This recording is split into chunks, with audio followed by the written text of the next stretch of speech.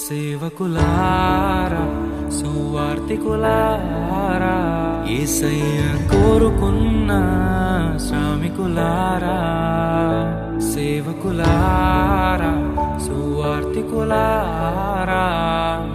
మీ మాదిరికై వందనము. ఉన్నత పనికై మమ్మును పిలచిన దేవా, మా కొరకై నీ ప్రాణం అర్పించితివి. నీలో నిలచి ఉండుటే మా భాగ్యము, నీ కొరకై జీవించెదము. సేవకులారా, సువార్తికులారా, యేసయ్య కోరుకున్న శ్రామికులారా, సేవకులారా, సువార్తికులారా, మీ మాదిరికై వందనము.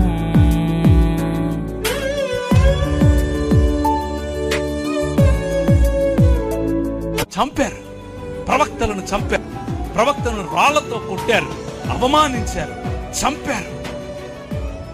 ప్రభు అన్నాడు, కాబట్టి రాజు కోపపడి తన దండ్లను పంపి ఆ నరహంతకులను సంహరించి వారి పట్టణము తగులబెట్టాడు. మీకా నిలబడి చెప్పాడు, హోషేయ నిలబడి చెప్పాడు, యెషయా నిలబడి చెప్పాడు, ఆమోసు నిలబడి చెప్పాడు. వాళ్ళు చెప్పిందంతా ఇదే. మీ మధ్య న్యాయం లేదు. నేనేమడిగాను? మూడే అడిగాను. మనుష్యుడా, ఏది ఉత్తమమో నీకు చెప్పలేదా? నేను నీకు ముందే చెప్పాను కదా. న్యాయమును జరిగించుటయు, కనికరమును ప్రేమించుటయు, చెప్పండి, దీన మనసు కలిగి యెహోవా ఎదుట ప్రవర్తన. ఇంతే కదా. నువ్వు మనిషివి కాబాబు అంటున్నా నేను. అంతే. దైవాజ్ఞను నెరవేర్చుటకు మా కోసం బలి అయ్యారు. ప్రభు రాజ్యం ప్రకటించుటకు ప్రాణాలని విరచారు. మా ఆత్మను రక్షించుటకు హతసాక్షులు మీరయ్యారు. నీతి కిరీటము పొందుటకు అర్హులుగా మీరు. ఉన్నత పనికై మమ్మును పిలచిన దేవా, మా కొరకై నీ ప్రాణం అర్పించితివి.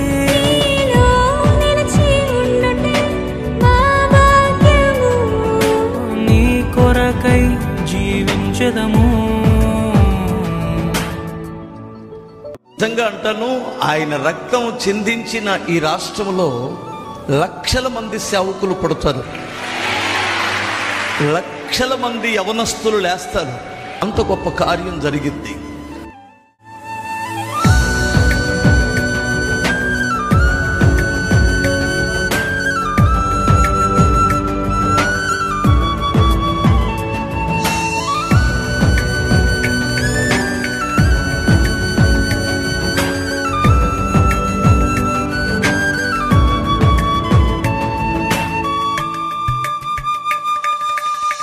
సంగమును కాపాడుటలో కాపరులుగా మీరున్నారు.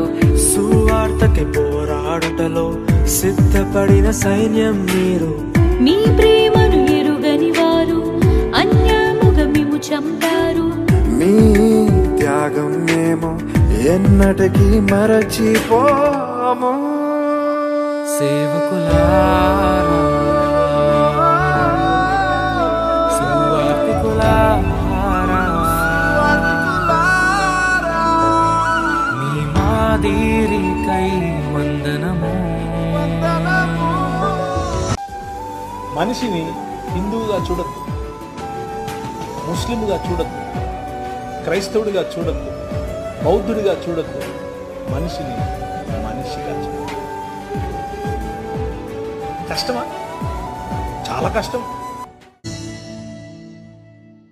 సువార్తను అందించుటకు ఎన్నో హింసలు పొందారు.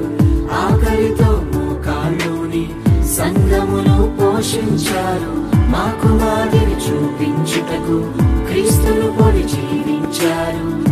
జత పని వారము మేము మీ జాడలో చుడత పనికై మమ్మును పిలిచిన దేవా మా కొరకై నీ ప్రాణం అర్పించుతివి నీలో నిలిచి ఉండుటే మా భాగ్యము నీ కొరకై జీవించదము ఉన్నత పనికై మమ్మును పిలిచిన దేవా మా కొరకై నీ ప్రాణం అర్పించుతివి నీలో నిలిచి ఉండుటే మా భాగ్యము నీ కొరకై జీవించదము